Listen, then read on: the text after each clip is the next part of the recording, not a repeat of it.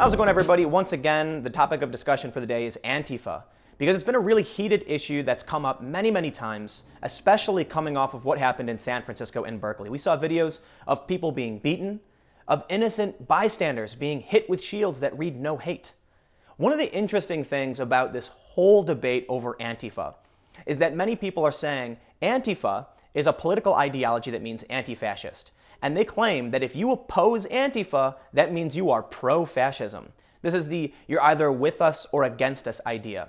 But the reality is the people who don the banner of Antifa are far, far left protesters. They're of varying ideologies, but the one thing they all agree on is the right to get violent to push the ideas that they want. So although they aren't all communists or socialists or anarchists, they all agree on getting violent and beating those who disagree with them. That is not something the average person wants to agree with. So they've created this false dichotomy that you're either with Antifa or you're a fascist. And that's just not true. Because beating people you disagree with is authoritarianism. It's the idea that your cause, has a right to beat people. Now, a lot of people think authoritarianism means there's a single authority figure, but that's not necessarily true. In this instance, the group Antifa, the banner they fly, and those who are wearing all black believe that because they outnumber other groups, they have the authority to injure and beat other people. And that is a form of authoritarianism. You could also call it totalitarianism. The idea that someone has the justification to use physical violence or coercive force against another group of people by intimidation or by just physically beating them. And that is an extreme viewpoint. And if you don't agree with that, it doesn't make you a fascist. In fact, it kind of puts you on the other end. You kind of oppose fascism if you're not okay with authoritarianism or totalitarianism, or just random groups of people beating those they disagree with. But there have been several interesting developments in the debate over Antifa. And what we can say is that it seems like now the mainstream is catching on to this political violence and has begun to denounce these activities. The average person, the mainstream media, politicians are coming out and speaking out against this. First, we have Nancy Pelosi, a Democrat, condemning Antifa, saying that there's no room for political violence. Her exact quote was, "Our democracy has no room for inciting violence or endangering the public, no matter the ideology of those who commit such acts. The violent actions of people calling themselves Antifa in Berkeley this weekend deserve unequivocal condemnation, and the perpetrators should be arrested and prosecuted." Now, this is Nancy Pelosi. She is a Democrat. So it's interesting to see someone in the mainstream establishment left calling out this political violence. But it's not just the Democrats. Paul Ryan also recently came out condemning Antifa. A statement by Ryan's spokesperson Ashley Strong said, "Speaker Ryan believes, as is obvious, these individuals are left-wing thugs, and those who are committing violence need to be arrested and prosecuted. Antifa is a scourge on our country." Now, Ryan has been criticized for not coming out sooner and condemning the actions of Antifa, which actually sparked this really interesting fake quote, this meme that kind of went viral after James Woods posted it, where you can see Paul Ryan saying, "Do I agree with all of Antifa's tactics? No, of course not. But I agree with their core values. Antifa stands for the greater global good, and so do I."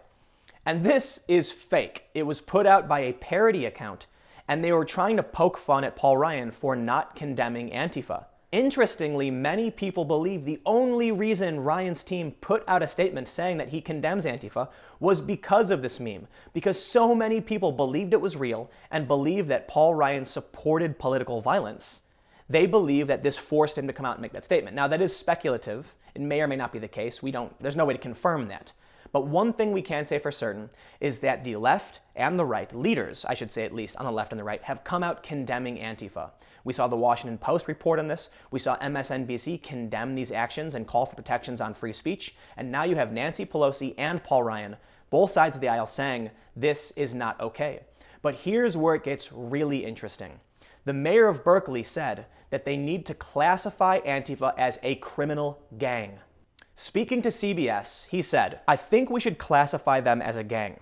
They come dressed in uniforms, they have weapons, almost like a militia, and I think we need to think about that in terms of our law enforcement approach." He goes on to say, "I think we are going to have to think big picture about what is the strategy for how we are going to deal with these violent elements on the left as well.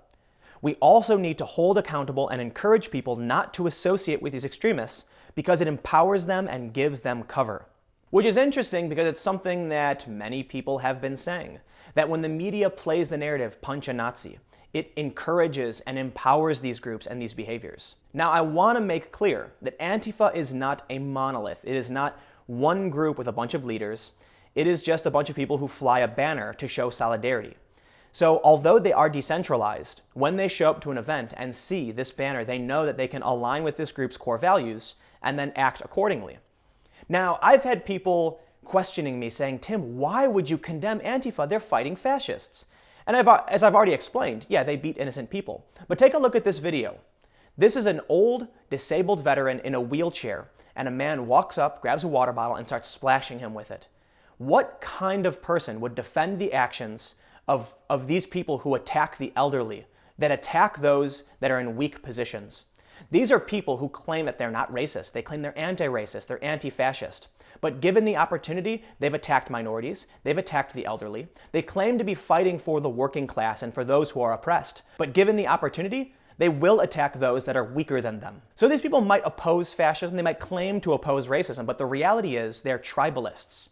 They are part of a group, they're angry, and when they're together, they feel like they're justified in attacking anyone, even those that are weaker than them.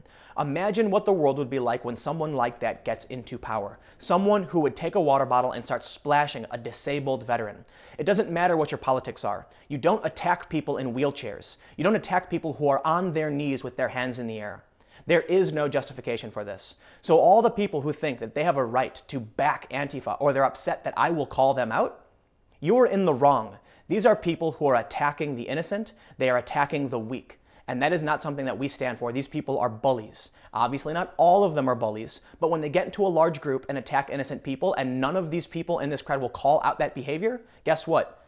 They're bullies. If you were to ask me, it seems like the people who back Antifa aren't paying attention to the news. They don't know what's going on. A lot of people that I know who are on the left are asking me why I would condemn or call out Antifa. And the reason is, I pay attention to this stuff. I'm on the ground witnessing these people knock elderly people to the ground, set their hats on fire. I've watched them throw M80s and mortars at old people. There's a video where some guy knocks an old lady down trying to take her flag. And I get a lot of comments from people saying, but the right is more extreme. But let's not create a false equivalence. We're not here to compare one group to the other. We're not going to excuse violent nationalists or white nationalists, and we're not going to excuse Antifa. I've talked about the guy in Charlottesville who pulled a gun and fired it. We know these people are bad. We know the guy who took that car and rammed those people is bad. And we call that out too. But Antifa has consistently been going on the ground and beating innocent people. So when there's a terror attack, I've talked about it, I've covered it. And when there's Antifa violence, I've covered that too. Neither of these are good. I'm not here to say which one is worse than the other, and claiming that the right is worse than the left is not an argument in defense of these people attacking the elderly, attacking innocent bystanders, or those who would try to stop the violence. If you think you can justify violence from any faction, left or right, you are wrong. There's been tens of thousands of years of cultural development that has brought us to the point where we can use words and peacefully progress our nation and our culture, and we don't have to kill each other. And there are a lot of problems with foreign policy. The US is not innocent in this regard. But that doesn't mean that you're going to win by being violent. At the current state of how our politics works, when you get violent, you discredit yourself. The ideas of the far left are being discredited by these violent actions, and now you're seeing even the Democrats, Nancy Pelosi, calling them out. But I do think it's important to point out that the left is fairly fractured. The right is fractured as well. Things are getting really interesting as the internet creates more factions in different pockets. A lot of people who are aligned with the left are in favor of Antifa, regardless of the violence they commit. I've talked to people who have said they don't care if these people will attack an elderly person in a wheelchair so long as it stops neo-fascism. And that is something I'm not okay with. Because if you're going to use violence to enact your ideology, if you think you're going to make a better government and you're going to use deceit and violence to get there, then you are more of the same. And people don't want more of the same. We want to believe in hope. We want to believe that we can do better, that we can live peacefully, and that progress can be made through rational discussion, and we can enlighten ourselves and move beyond killing each other. So hopefully, that is where this goes. with the mainstream condemnation of political violence, I'm hoping that we might avert a real disaster. But let me know what you think. Comment below and we'll keep the conversation going. How do you feel about the mayor of Berkeley saying that Antifa should be called a criminal gang? Should they or shouldn't they? I think most people are going to say yes.